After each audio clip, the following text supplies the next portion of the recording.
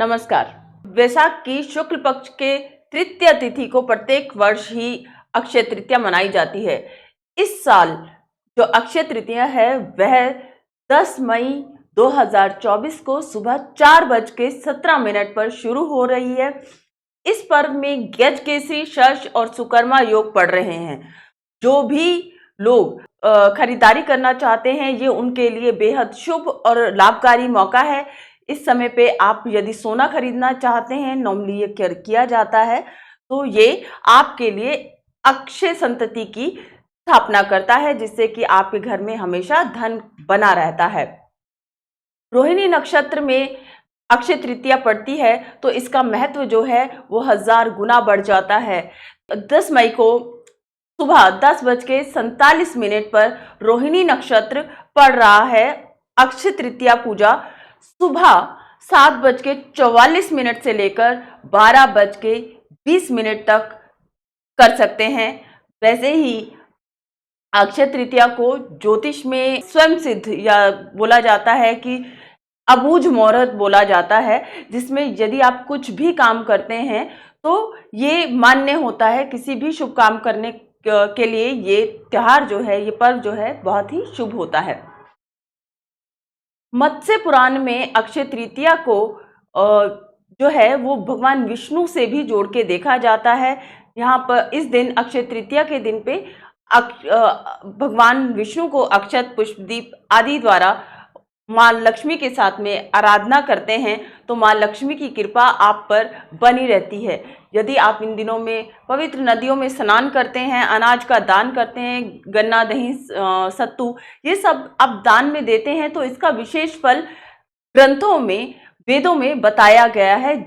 ये दान देने से आपके जीवन में एक सकारात्मक ऊर्जा का रूपांतरण होता है, जिसके कारण कि आप और आपका परिवार सुखी रह सकता है। आप इसका अनुभव पूरे साल तक फील कर सकेंगे।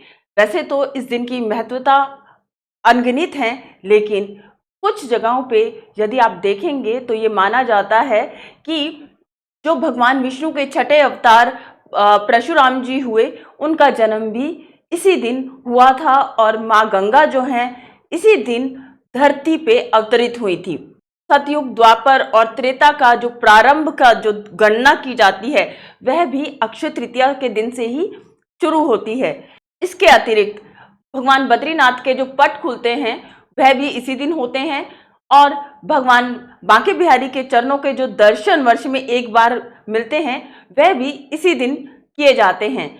आपको पता है कि ये जो ग्रहों के राजा सूर्य हैं और ग्रहों में जो रानी कही जाती हैं चंद्रमा, ये दोनों इस दिन पर अपनी अपनी उच्चस्थ राशियों में मौजूद होते हैं, जिसके कारण कि आपको इन योगों का, इन तिथियों का ज़्यादा फल, ज़्यादा लाभ मिल पाता है। जो शुभ योग यहाँ पर बन रहे हैं अक्षय तृतीया के दिन पे, उनकी बात करते हैं।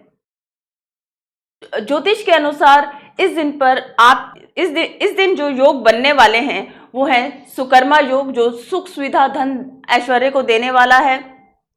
अक्षय तृतीया पर एक और योग का निर्माण हो रहा है जिसे गजकेसरी योग कहा जाता है और यह धन, धान्य, सफलता, प्रतिष्ठा को देने में और बढ़ोतरी करने में मदद करता है। जब भी चंद्रमा गुरु के साथ, गुरु से केंद्र में या फिर आपसी दृष्टि से संबंध रख रहा हो तो इस योग का निर्माण होता है। इसी के साथ साथ इस बार शश योग की कृपा भी आपके ऊपर पड़ने वाली है, आपको मिलने वाली है, क्योंकि अपनी ही राशि में स्थित होने के कारण यहाँ पर शश योग का निर्माण करते हैं, जो कि पंच महापुरुष योगों में एक योग बताया जाता है। अक्षय तृतीया में खरीदारी का जो समय रहने वाला है वह जो शुभ समय है वह है सुबह 5:33 से लेकर सुबह 10:37 तक, दोपहर में 12:18 से लेकर 1:59 तक और शाम को 5:21 से लेकर 7:02 तक।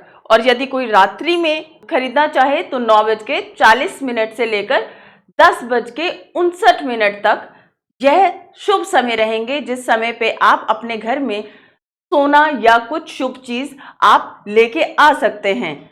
और इसके अलावा मैं आपको बताना चाहूंगी कि इसमें इस अक्षय तृतीया आप क्या उपाय कर सकते हैं जिससे कि मां लक्ष्मी की कृपा आपके ऊपर पूरा वर्ष बनी रहे। इसमें आप कीजिए ये कि यदि आपके पास में दक्षिणावर्ती शंख है और नहीं है तो इस दिन पे आप खरीद सकते हैं।